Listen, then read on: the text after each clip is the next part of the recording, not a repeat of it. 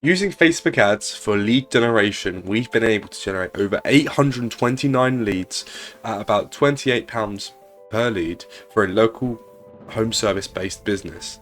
And in this video, I'm going to show you the exact systems and the process that we follow to create these ads and replicate across multiple markets. Now, if you're new to my channel, my name is Ozzy and I help local businesses scale their internet marketing using Facebook and Google ads.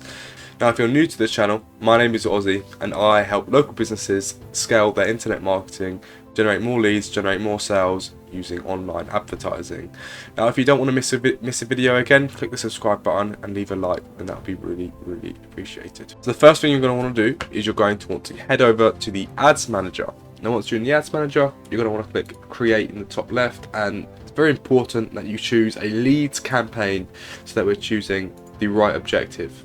So once that's loaded, you can name your campaign whatever you'd like. Let's say you run a pest control business, you'd call it Pest Control Lead Campaign 1. We're just going to call our campaign Test for now. It doesn't have a genuine impact on your ad, but it's important if you're running multiple campaigns. It's easier to tell which one you'd like to test and which one you'd like to go into. So like I say, that campaign objective is really important here, and make sure it's also in the ad set budget. We don't have any special categories, so we're just going to skip this for now. We're not going to do an instant form. This is a website leads campaign, so you're going to want to click on the website button here, and you've also want to create a pixel, which I'll have a link now which will show you how to create a pixel and how to add it to your website. But for us, we're just going to click this one here, a conversion event of lead. That's also very important, which you will have once your pixel is active in your funnel. So you just keep scrolling down till you want to set a budget. Let's say you want to set a budget of £20 a day. That's what it's going to be at currently, and a start date of when you want to schedule your ads to go live. Now, recently we've had a few changes with the Facebook targeting system, and currently you can't target people where they live. You can only target people where they've been, and this is introduction from Facebook. It may be due to some data issues. We don't want this type of cut this bit. So now we're in the audience section. So let's say you run back again like a pest control business, and the people who you're targeting, they're homeowners, so they have a minimum age. Okay, so now we're in the audience section, and this is who we're going to be targeting, right? So the first change I want you to make is switch setup. So we're going to switch the setup to the old way of targeting, just because I prefer it, and it gives you a bit more freedom of who you can target. So let's say you're a pest control business and you're targeting homeowners in your area. Maybe homeowners have an average age of 30 and above, so we'll change the age to 30, and 65 and plus, this doesn't matter too much. The next thing is we're going to do is we want to change that location. So we're not targeting the whole of the UK. Let's say we're just targeting London, for example. What we can do is we can place a pin on the entirety of London. Let's say we're only targeting a 30-mile radius. So now we are targeting everyone who has been living or recently in this location. So the piece I don't like is the recently section, because if someone lives in Reading, for example, however works in London, they will be targeted by Facebook, but they might be too far for you guys to go and visit. So we've got our targeting done, we've got our age targeting done. Next thing we want to come down to is placements. Now this is very important nowadays. This is very important because this is where your ad will be shown. So Instagram stories, Instagram reels, Facebook stories, Facebook explore page, Facebook homepage, Facebook feeds, right? So we don't want our placements to be everywhere. I prefer for a local service-based ad, it's best you just keep it on the feed. So we're not going to include it on the reels, which can be tempting, but I believe to get the best bang for your buck, just keep it on the feeds and unselect all of these. Now, Facebook won't necessarily like this decision.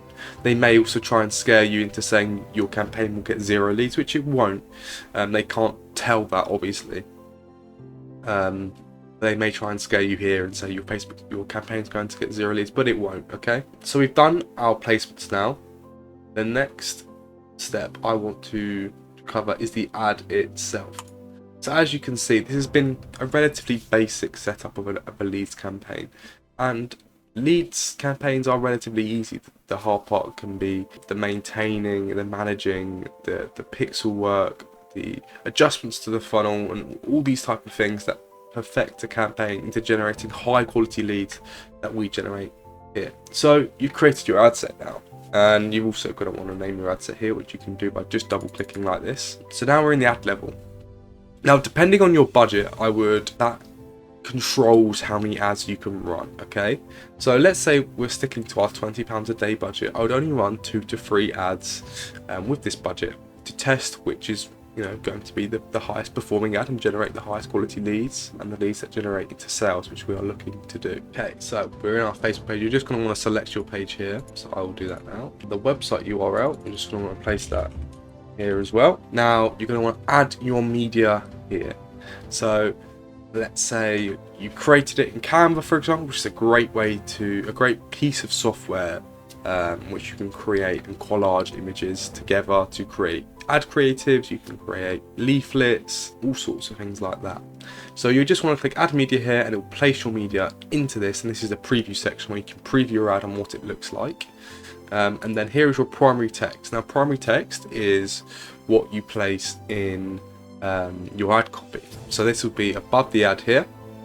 Let me just give you a quick brief example of how this works. So I've gone to click add my media, and now these advanced creative optimizations I don't necessarily like. Okay, so I'm going to turn them off, turn off the expand image, and I'm also going to turn off relevant comments. And now if any of these are on, I'd also turn them off, like for example image filter, visual touch-ups I don't like, or image template or text improvements. So we're just going to turn all of the adjustments or the enhancements off for now. Now this is where you, like I mentioned, your primary text, and your headline is what goes here. Okay, this is a small piece of information which goes below your ad, but it's also very, very important. So I'd advise that you put something in here. Now what I would include in your copy is a call out at the end of your ad, at the start of your ad. So the initial call out will be, who is the type of audience that you're targeting?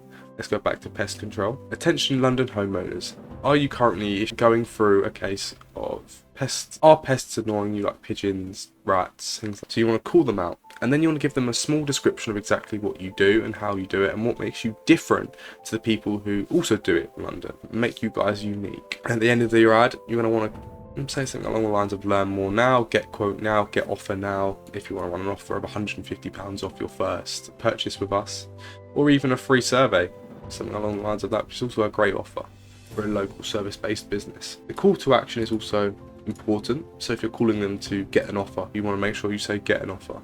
If you want them to apply now, you make sure they apply now, and this is where they click on and takes them to your website. So here we go again, the website.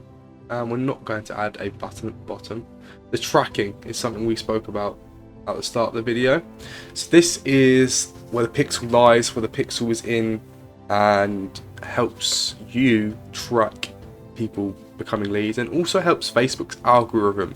So for example, if we register that 3 or 4 people have registered their details with you guys and submitted a lead form, Facebook will also understand this and begin showing the ad to people similar to this person to try and get you guys as many leads as possible. So that is really it with a Facebook lead campaign. What I am missing is the follow-up system. So this video is a part of a 2-part series. The second part is going to be how we follow up with these prospects using an automated SMS and email inside our CRM of GoHighLevel. So if you'd like to see that video, please click the like button, and I'll be uploading that video very soon. That is it for a Facebook lead campaign. You'll just need to publish it, and also make sure your pixel is involved. So like I also mentioned, we have got a video of me explaining how to add your pixel into GoHighLevel or into your events manager.